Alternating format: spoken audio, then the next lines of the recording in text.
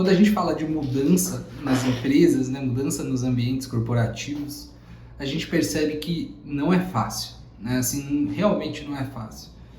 Muitas vezes a gente implementa alguma coisa e essa implementação ela vai depender de um esforço grande, de um acompanhamento grande. Se a gente deixa de acompanhar, as pessoas param de fazer. E isso é muito frustrante, né, do ponto de vista tanto de um cliente que contratou uma consultoria, quanto do próprio consultor, né, que todo dia tem que ficar ali amassando barro para que as coisas aconteçam. Hoje eu quero falar sobre uma reflexão que eu venho tendo assim, sobre o processo de melhoria de processo de mudança de empresas, né, e como que a gente pode fazer. Então, quem sou eu? Né? Eu sou o Ronaldo Camargo, consultor de empresas já há mais de 8 anos, trabalhei com mais de 30 clientes em projetos de extensão diferente, né? Projetos de 6 meses, 1 ano, de 4 anos, enfim, projetos variados, né? Em vários setores, tudo mais. Então aqui no YouTube eu divido com vocês minhas experiências, divido com vocês minhas reflexões a respeito da melhoria de processos, gestão de empresas, gestão de pessoas e uma pitada aí de desenvolvimento pessoal também, porque as pessoas são, no final do dia, quem fazem as coisas, né? Então, a gente precisa se desenvolver, a gente precisa desenvolver os outros. Ótimo, então vamos lá, né? Qual que é o conceito central desse livro, desse vídeo? Eu li há alguns anos atrás já um livro chamado Poder do Hábito. E lá no Poder do Hábito, o autor ele vai dedicar um capítulo específico para falar dos hábitos que ele chamou de hábitos angulares. Esses hábitos angulares, eles são hábitos que uma vez adotados, eles vão repercutir, reverberar em vários outros hábitos, em várias outras esferas da nossa vida. Então, um deles, né, por exemplo, que é muito famoso aí, é a própria academia, né, o exercício físico.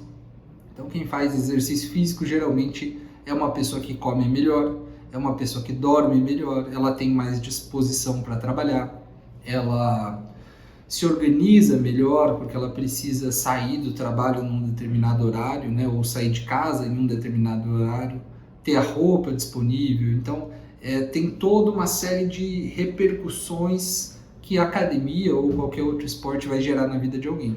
E isso é um hábito angular, né, uma engrenagem que vai mover todo um veículo que somos nós no final do dia, né? Os hábitos são muito importantes porque é na recorrência que a gente vai mudando, né? Um dia depois do outro, vários dias acumulados, eles geram mudanças muito maiores do que um dia que a gente dá um gás, né? Então, assim, como consultor, eu percebi que tem algumas coisas que a gente faz que são muito mais importantes e muito mais transformadoras, né? Tem um potencial transformacional muito maior. E eu quero dividir com vocês um exemplo.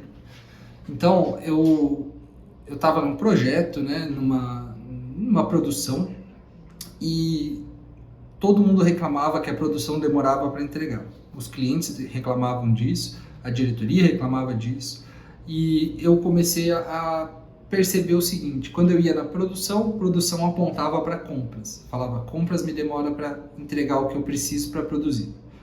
Quando eu ia em compras falava, mas o time de vendas, eu demoro porque o time de vendas, eles me passam informação pela metade, então eu não consigo comprar o que eu preciso comprar porque me faltam dados, ou eu compro errado, e aí a diretoria briga comigo. Quando eu ia em vendas falava, mas é que o compras não fala que ele precisa de um determinado informação ou parâmetro, né? E a oficina também não atende os prazos. Aí o que eu entendi que era o melhor caminho? Colocar todo mundo na mesma roda e a gente vai conversar sobre tudo que tem a ser feito e tudo que está sendo feito nesse momento. Então a gente adotou uma reunião diária ali que basicamente a gente tinha um roteiro muito simples, que era o que a gente está fazendo, né? Então como as coisas estão, o que a gente precisa melhorar, o que a gente está fazendo para melhorar, e o que a gente precisa começar a fazer para melhorar ainda mais, né? Basicamente tinha um momento de compras, um momento de produção, um momento de vendas, e todo mundo passava ali as ordens de serviço abertas, né, para poder fazer um review ali de como as coisas estavam indo. Bom, isso aí gerou uma repercussão muito grande, assim, porque com o tempo, essa reunião inicialmente foi assim, a mando da diretoria, né? A diretoria falou, tem que fazer. O povo ia lá e fazia meio que pro forma. Mas com o tempo isso foi ganhando um certo corpo, porque as pessoas deixaram de ficar discutindo no grupo do WhatsApp para poder levar as coisas para a reunião e lá já tomar a decisão do melhor caminho. Essa ordem de serviço vai atrasar, então vendas, fala com o cliente, organiza com ele. O vendas fala, não, esse meu cliente não pode esperar porque é uma colheitadeira de soja e a gente está bem no período da colheita de soja, a gente precisa dar jeito aí nessa ordem de serviço. Bom, então a gente vai ter que remanejar outras ordens de serviço, elas vão atrasar, essas daqui podem? Podem. E aí as coisas iam caminhando. Então a reunião ela vai sendo um momento de tomada de decisão e um momento de alinhamento entre todo mundo. Então esse hábito angular simples ali de fazer uma reunião gerou alguns outros. Vou dar alguns exemplos. O gestor da produção, ele percebeu que ele estava muito afastado da produção. Então, às vezes, as pessoas falavam coisas e ele não sabia exatamente o que era aquilo e qual era o real problema. Então, ele passou a estar mais presente na reunião, na produção. Ele passou a ter um dia, um horário fixo para estar lá na produção, caminhar pela produção e ver as coisas, né? É a atribuição do gerente? Mas muitos gerentes não fazem isso, ficam lá na salinha, né? Então ele passou a se policiar e fazer isso, ele fazia isso diariamente. São esses Gemba Walks, né? Ele fazia isso, na verdade, 2 vezes por dia. Como ele estava mais lá, as pessoas começaram a se abrir com ele. E ele percebeu que tinha uma insatisfação grande nos seus colaboradores, né? As pessoas estavam um pouco perdidas, as pessoas não sabiam o que fazer, não sabiam se o que elas estavam fazendo era o que deveria ser feito, se elas estavam fazendo conforme a expectativa. Então esse gerente chegou para mim e falou, Ronaldo, me ajuda a estruturar um processo de feedback com os meus funcionários?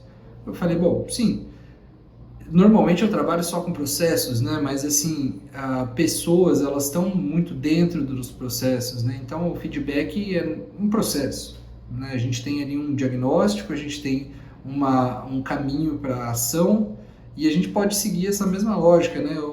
Como a gente está, o que a gente está fazendo para melhorar e o que a gente precisa começar a fazer. A questão do feedback só é que é interessante formalizar, né? Então a gente, né, montou ali um processo para formalizar esses feedbacks e as coisas começaram a entrar mais nos eixos. A equipe ganhou muito mais moral, assim, ficou muito mais feliz, né? Isso aí a gente pôde comprovar no INPS da empresa, naquela pesquisa de satisfação interna. Bom, estruturado o feedback e a reunião foi se mantendo, né? A reunião da produção ali foi se mantendo junto com os Gemba Walks, junto com os feedbacks. Passaram alguns meses, o gerente me procurou de novo e falou assim, Ronaldo, agora eu estou sentindo que eu estou um pouco no escuro, eu não estou conseguindo ter a noção se a gente está melhorando ou não. Vamos estruturar uma rotina de indicadores aqui na nossa empresa? Eu falei, beleza, ótimo, é o que eu quero. Na verdade, eu já tinha alguns indicadores, né?